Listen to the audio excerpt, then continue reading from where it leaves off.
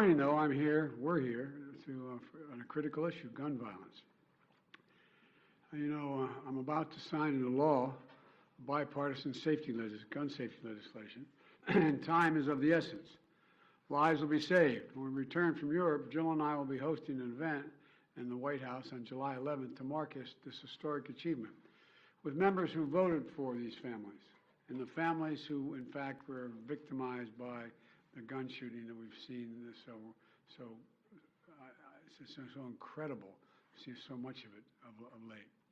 And advocates have worked really hard to do something about it. I've been at this work for a long, long time, and I know how hard it is, and I know what it takes to get it done. I was there 30 years ago, the last time this nation passed meaningful gun safety laws, and I'm here today for the most significant law to be passed since then, for the last 30 years. I'd like to thank the leaders and members of the House and Senate for working together to get this done. I especially want to thank the families that Jill and I, many of them we sat with for hours on end across the country. So many we've gotten to know who lost their souls to an epidemic of gun violence. They lost their child, their husband, their wife. Nothing is going to fill that void in their hearts. But they led the way, so other families will not have the experience and the pain and trauma that they had to live through. From Columbine to Sandy Hook to Charleston, Orlando, Las Vegas, Parkland, El Paso, Atlanta, Buffalo, Uvalde, and for the shootings that happen every day in the streets that are mass shootings that we don't even hear about. The number of people killed every day in the streets. Their message to us was do something. I don't know how many times we heard that. Just do something. For God's sake, just do something. Well, today, we did. While this bill doesn't do everything I want, it does include actions I've long called for that are going to save lives. It funds crisis intervention, including red flag laws. It keeps guns out of the hands of people who are a danger to themselves and to others. And it finally closes what is known as the boyfriend loophole. So if you assault your boyfriend or girlfriend, you can't buy a gun or own a gun. It requires young people aged 18 to 21 to undergo enhanced background checks.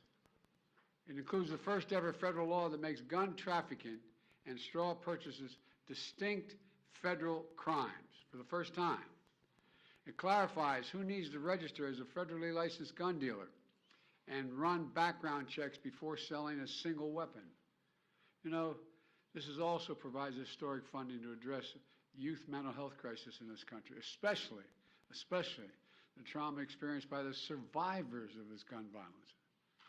Look, it invests in anti-violence programs that work directly with the people who are most likely to commit these crimes or become victims of gun crimes. Today, we say more than enough. We say more than enough. It's time when this seems impossible to get anything done in Washington, we are doing something consequential. If we can reach compromise on guns, we ought to be able to reach compromise on other critical issues, from veterans health care to cutting-edge American innovation and so much more.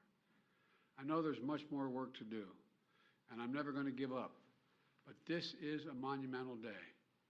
God bless us with the strength to continue to work, to get the work that's left undone done, and the lives lost that can't be saved, that are obviously gone, but will be an inspiration for us to do more. I'm not going to sign this bill into law.